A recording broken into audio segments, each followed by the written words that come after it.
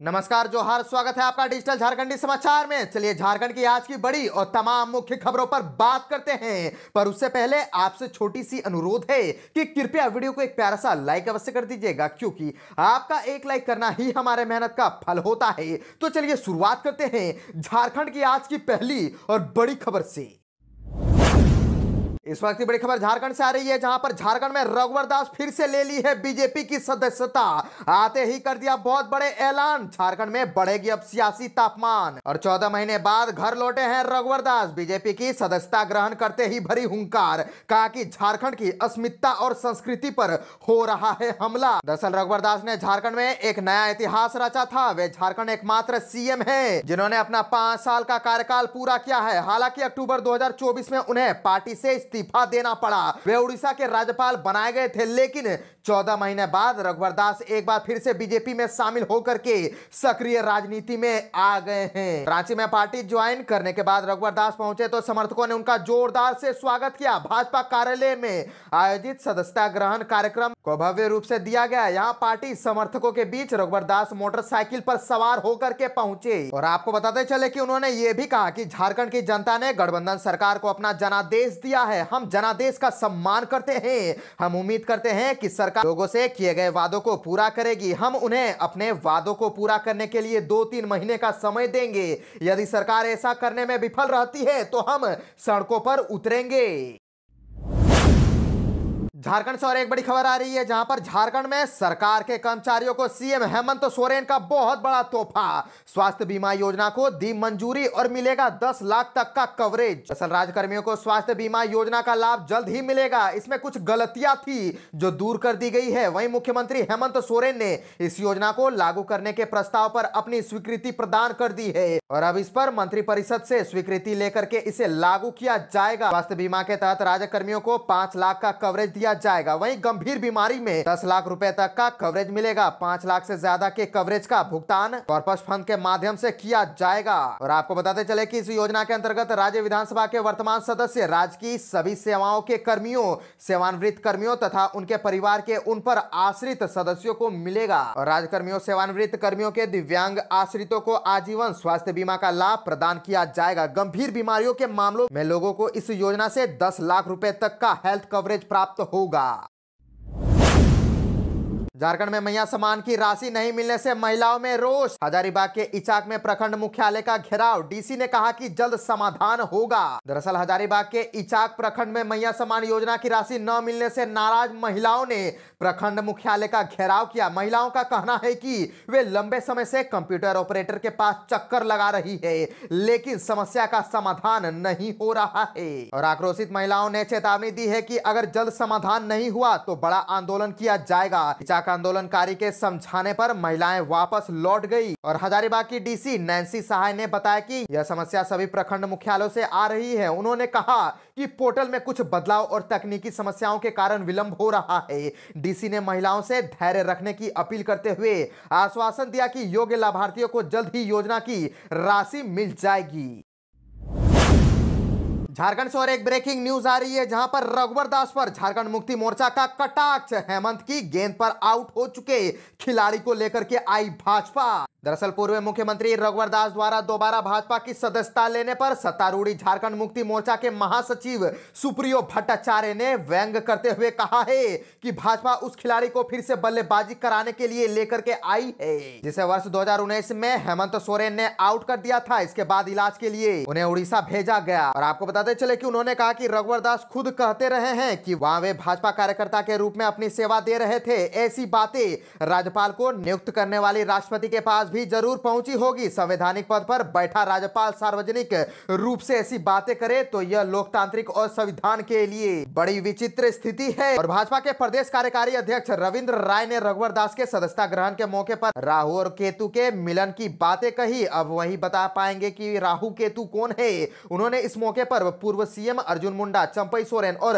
मधु कुड़ा की उपस्थिति पर सवाल उठाते हुए कहा कि ये लोग कहां गए। सिर्फ बाबूलाल मरांडी ही इस कार्यक्रम में शामिल हुए। सुप्रियो भट्टाचार्य ने कहा कि रघुवर दास ने 5 महीने चुप रहने की बात की है, लेकिन उनका दावा है कि वे आगे भी बोलने की स्थिति में नहीं होंगे। राज्य की जनता ने उन्हें और उनकी पार्टी को नकार दिया है। भविष्य में भी झारखंड की जनता ने भाजपा को यहां से उखाड़ फेंकने का मन बना लिया है।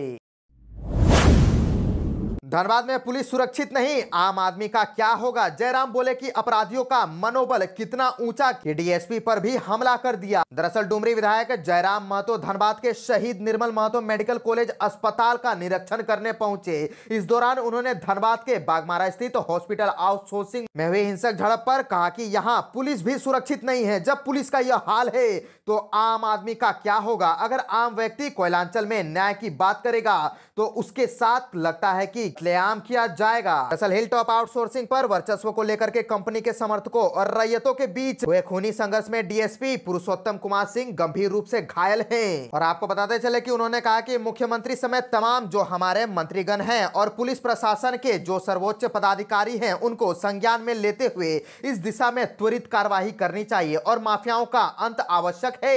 बागमारा विधायक भगवान जी के नाम से विधायक बने हैं तो भगवान भरोसे है बागमारा।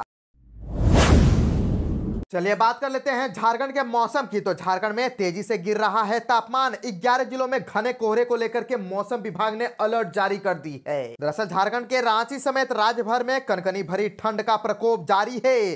सुबह के समय से ही कुहासे से सड़क, रेल और हवाई मार्ग प्रभावित हो रहा है। रांची में कुहासे और कम दृश्यता की वजह से कई विमान डाइवर्ट करना पड़ा, जबकि रेल सेवा पर भी इसका असर देखा गया। मौसम विभाग के अनुसार अगले 2 दिन ठंडा और कुहासे का दौर जारी रहेगा। सुबह में कुहासा छाया रहेगा और हाड़ कपकपाती सर्द हवा आम जनजीवन को सिहराएगी। आसमान में आंशिक बादल छाने पर 12 जनवरी के बाद ही कुछ राहत की उम्मीद है। मौसम विभाग के अनुसार राज्य के 11 जिलों में कुहासा को लेकर के अलर्ट जारी किया गया है। बिहार के सीमावर्ती जिलों में घना कुहासा छाया रहेगा। इसमें पलामू, गढ़वा, चतरा, हजारीबाग, कोडरमा, गिरिडीह, देवघर, दुमका, गोड्डा, साहेबगंज और पाकुड़ जिले शामिल है। और रांची के मौसम वैज्ञानिक अभिषेक आनंद ने बताया कि झारखंड में अगले 2 दिनों के दौरान उत्तर स्थित बिहार के सीमावर्ती जिलों में घने कुहासे का अलर्ट जारी किया गया है। इस दौरान सर्द और कनकनी बनी रहेगी।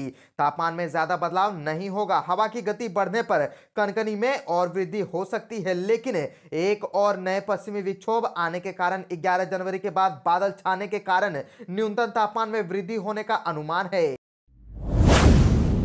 इसी बीच झारखंड से और एक खबर आ रही है, जहां पर सीएम हेमंत सोरेन ने दे दिए हैं धनबाद हिंसक झड़प की जांच के आदेश। घायल एसडीपीओ के पिता से बात कर दिया ये आश्वासन। दरअसल मुख्यमंत्री हेमंत सोरेन ने धनबाद जिले के मधुबन थाना क्षेत्र में 2 गुटों में हुई हिंसक झड़प की जांच के आदेश दिए हैं। उन्होंने कहा कि दोषियों के खिलाफ कड़ी कार्रवाई की जाएगी। सीएम ने झड़प में घायल बागमारा के अनुमंडल पुलिस पदाधिकारी पुरुषोत्तम कुमार सिंह के पिता अशोक सिंह से वीडियो कॉल पर बात की और उनके इलाज से संबंधित जानकारी ली। उन्होंने घायल एसडीपीओ के शीघ्र स्वस्थ होने की कामना की। मुख्यमंत्री हेमंत सोरेन ने कहा कि इस घटना को लेकर के राज्य सरकार आपके परिवार के साथ पूरी संवेदनशीलता के साथ खड़ी है। उनके इलाज को लेकर के जो भी सहयोग की जरूरत होगी राज्य सरकार उपलब्ध कराएगी। अगर जरूरत पड़े तो एयरलिफ्ट कर बेहतर जगह भेजने के लिए सरकार तैयार है। सरकार हॉस्पिटल के मैनेजमेंट से बात भी करेगी। और मुख्यमंत्री हेमंत सोरेन ने कहा कि राज्य सरकार किसी भी श्रेणी के अधिकारी और कर्मचारी की सुरक्षा को लेकर के प्रतिबद्ध है। कर्तव्य निर्वहन के दौरान सरकारी कार्यों में बाधा पहुंचाने और सरकारी कर्मियों के साथ होने वाली किसी भी तरह की घटना को बर्दाश्त नहीं किया जाएगा। इसमें जो भी दोषी होंगे उनके खिलाफ कड़ी कार्रवाई की जाएगी। मुख्यमंत्री ने कहा कि बागमारा के मधुबन थाना क्षेत्र में हुई इस हिंसक झड़प को लेकर के जांच के आदेश दे दिए गए हैं और इस घटना में जो भी दोषी पाए जाएंगे उनके खिलाफ कड़ी से कड़ी एक्शन ली जाएगी। सीएम हेमंत सोरेन बोले आईटी टावर से बढ़ेगी तकनीकी आत्मनिर्भरता, खुलेंगे रोजगार के नए द्वार। मुख्यमंत्री हेमंत सोरेन ने झारखंड को तकनीकी रूप से समृद्ध करने की दिशा में एक और महत्वपूर्ण कदम उठाया है। रांची के नामकुम का आईटी टावर झारखंड को डिजिटल युग में नई ऊंचाइयों पर ले जाने के लिए तैयार है। यह अत्याधुनिक आईटी टावर न केवल झारखंड की तकनीकी प्रगति को प्रदर्शित करता है बल्कि राज्य के युवाओं के लिए रोजगार के नए अवसर भी पैदा करेगा। मुख्यमंत्री ने इस परियोजना की प्रशंसा करते हुए कहा कहा कि आईटी टावर झारखंड के युवाओं के लिए कौशल विकास और रोजगार का नया द्वार खोलेगा। यह राज्य को तकनीकी और औद्योगिक क्षेत्र में अग्रणी बनने में मदद करेगा। आईटी टावर को झारखंड औद्योगिक क्षेत्र विकास प्राधिकरण की देखरेख में विकसित किया गया है। यह तकनीकी और डिजिटल व्यवसायों के लिए एक प्रमुख केंद्र के रूप में कार्य करेगा। इसकी संरचना G+5 फ्लोर की है और क्षेत्रफल लगभग 40,000 वर्ग फीट है। झारखंड से और एक बड़ी खबर आ रही है, जहां पर झारखंड में नगर निकाय चुनाव को लेकर के ट्रिपल टेस्ट के लिए 6 जिलों में ओबीसी सर्वे पूरा। दरअसल झारखंड में नगर निकाय चुनाव के लिए ओबीसी सर्वे का काम जोर शोर पर चल रहा है। नगर निकाय चुनाव में ट्रिपल टेस्ट से ओबीसी आरक्षण तय करने के लिए अन्य पिछड़ा वर्ग की आबादी का सर्वेक्षण किया जा रहा है। दिसंबर 2024 के अंत में डोर टू डोर सर्वे हुआ था। अब तक 6 जिलों में सर्वेक्षण का काम पूरा हो चुका है। 6 जिलों में 90% से अधिक सर्वे कर लिया गया है। 4 जिलों में सर्वे का काम 50% से अधिक हो गया है। वहीं राज्य के 8 जिलों में 50% भी काम पूरा नहीं हो पाया है। झारखंड राज्य पिछड़ा वर्ग आयोग ने सभी 24 जिलों के उपायुक्तों को 31 जनवरी 2025 तक सर्वे पूरा करने का निर्देश दिया है। झारखंड के 6 जिलों यानी कि धनबाद, गुमला, लोहरदगा, सिमडेगा, गोड्डा और लातेहार के नगर निकाय क्षेत्रों में डोर टू डोर सर्वे करके ओबीसी आरक्षण की प्रक्रिया पूरी कर ली गई है। साहेबगंज में 95%, चतरा, दुमका, पाकुड़ और सरायकेला खरसावा में 90% ओबीसी आबादी का सर्वे पूरा हो चुका है। एक सप्ताह में इन जिलों में भी ओबीसी सर्वेक्षण का पूरा कर हो जाएगा। रांची और देवघर जिले के सर्वे का काम बेहद धीमा है। इन दोनों जिलों में केवल 10% ही सर्वेक्षण हो पाया है। जामताड़ा में 40%, वहीं पलामू में भी 40% और पूर्वी सिंहभूम में 35% सर्वेक्षण हो पाया है। पिछड़ा वर्ग आयोग का मार्च 2025 तक का सर्वे की प्रक्रिया पूरी करके झारखंड सरकार को रिपोर्ट सौंपने का लक्ष्य है। सरकारी योजनाओं को लेकर के एक्शन में कृषि मंत्री शिल्पी नेहा तिर्की अधिकारियों को दे दिया ऑर्डर। झारखंड में गठबंधन की सरकार बनने के बाद लगातार मंत्री एक्शन मोड में नजर आ रहे हैं। कृषि मंत्री शिल्पी नेहा तिर्की नियमित समीक्षा कार्यक्रमों के माध्यम से जनता के बीच पहुंच रही है। उन्होंने प्रखंड कार्यालय में अधिकारियों के साथ बैठक की। दौरान उन्होंने कहा कि सरकारी योजनाओं को धरातल पर उतारने की आवश्यकता है, क्योंकि सरकार की कई योजनाएं कागज पर ही सीमित हो गई है। कृषि विभाग में 700 करोड़ राशि का पीएल खाते में रहना इसका प्रमाण है। और शिल्पी नेहा तिर्की ने कहा कि सरकारी योजनाओं को धरातल पर उतारना इसीलिए जरूरी है कि योजना की राशि भी खर्च हो और लाभुकों को इसका लाभ मिले। कृषि मंत्री ने कार्यालय में सरकार की योजनाओं को लेकर के बैठक की और विभाग के माध्यम से चलाई जा रही योजना को समय पर लाभुकों तक पहुंचाना बहुत जरूरी है। उन्होंने बेड़ों में बिजली विभाग के अधिकारियों को भी जर्जर तार बदलने के साथ निर्बाध विद्युत आपूर्ति का निर्देश दिया है। केंद्र सरकार के मामले में हेमंत सोरेन देंगे अब साथ, कहा कि हां मिलकर करेंगे काम। दरअसल मुख्यमंत्री हेमंत सोरेन और केंद्रीय कोयला एवं खान मंत्री जी किशन रेड्डी की मौजूदगी में शीर्ष अधिकारियों की बैठक के दौरान मुख्यमंत्री ने केंद्र और राज्य सरकार को मिलकर के आगे बढ़ाने की आवश्यकता पर बल दिया। इस दौरान उन्होंने विवाद के पुराने मुद्दे भी उठाए, साथ ही साथ निदान पर भी फोकस किया। राज्य सरकार के वरीय पदाधिकारियों तथा कोयला मंत्रालय और कोल इंडिया की अनुषंगी इकाइयों के अधिकारियों बीच कोयला खनन से जुड़े विभिन्न मुद्दों तथा उसके समाधान को लेकर के उच्च स्तरीय बैठक के कई मामले निदान की ओर भी बढ़े। मुख्यमंत्री ने कहा कि कोयला एक ऐसी विषय है जिसके तहत उससे खनन, उत्पादन, परिवहन, जमीन अधिग्रहण, मुआवजा विस्थापन के साथ डीएमएफटी फंड एवं सीएसआर गतिविधियों को बेहतर तरीके से संचालित करने के लिए केंद्र और राज्य सरकार को मिलकर के आगे बढ़ने की आवश्यकता है। इससे कोल माइनिंग से संबंधित समस्याओं का जहां समाधान निकलेगा, वहीं लोगों के बीच माइनिंग को लेकर के जो नकारात्मक मानसिकता बनती है बदलने में भी सहूलियत होगी। इससे लोगों की उम्मीद भी जागेगी और कोल परियोजनाओं को लेकर के जो समस्याएं उत्पन्न होती है काफी हद तक रोका जा सकता है।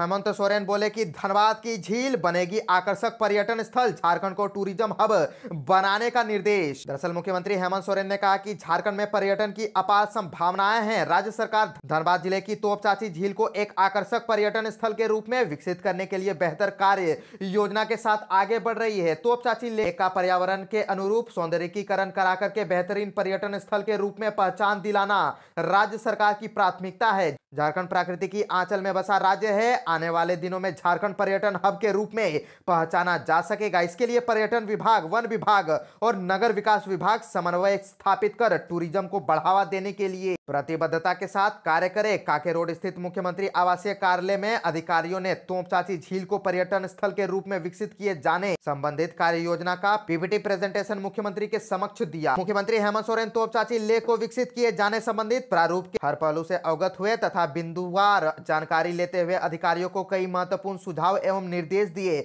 मुख्यमंत्री ने अधिकारियों को निर्देश दिया कि पर्यटन स्थल से स्थानीय लोगों को रोजगार उपलब्ध हो, इसका भी ख्याल रखे।